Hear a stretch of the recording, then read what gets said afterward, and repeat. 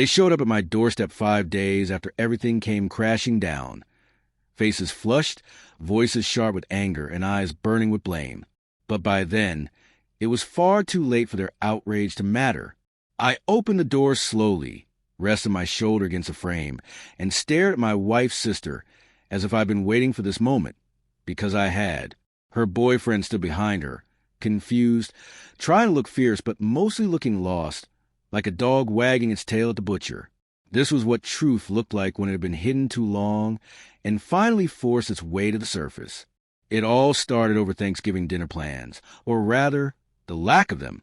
Just family this year, my wife had said, not glancing up from her phone as I walked through the door, tired and covered in grease after a long day at the shop. My hands were still smeared with oil, my body sore from 14 hours of honest work. I raised an eyebrow. Just family? She hesitated, and that pause told me everything before she even spoke.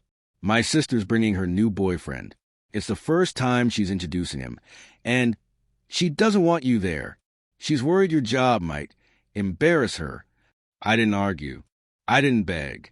I just stared at her for a long moment and finally said, I get it. That was the last lie I told her. 6 years of marriage. Once, we'd loved each other. She loved me when I fixed her car for free, when I worked double shifts to help pay off her student loans, when my hands were calloused from building a life for us. But somewhere along the line, those calluses stopped being a badge of honor and became a source of shame in her eyes. So on Thanksgiving morning, I kissed her goodbye, told her to drive safe, and stay behind, like the embarrassment she thought I was. But I didn't spend a day in the shop. I worked on something else entirely. Weeks earlier, I'd seen a blurry photo her sister posted online, a hand resting on a man's shoulder with the caption *soon. The man was only half turned, but I recognized the watch he was wearing, custom, high-end, reserved for executives. That watch had once sat across from me in a boardroom, back when I wore suits instead of coveralls.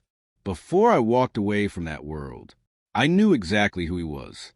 I remembered the fraud I'd uncovered, how he moved small amounts of client money, careful and calculated. I had handed the evidence aboard, expecting justice, but instead they offered me a buyout and a gag order. They kept him. I walked. When I recognized him in that photo, when I heard my wife parrot a lie about me being an embarrassment, I realized they didn't just betray me, they underestimated me. I spent the days before Thanksgiving gathering every file, every note I kept. I ran a quiet check. Different name now, same man, same scams. I assembled the evidence and sent it off. His current employer's compliance department, the district attorney, and, most importantly, her parents. No signature, just the facts. Thanksgiving came and went. I spent it rebuilding the carburetor on an old Mustang. Hand steady, heart steady, mind at peace. I waited, and 5 days later they arrived. Her sister was screaming. My wife's eyes were red, and the boyfriend could barely keep it together. You destroyed his career, her sister shouted. Do you think this is funny? I said nothing. My wife stared at me, tears on her cheeks.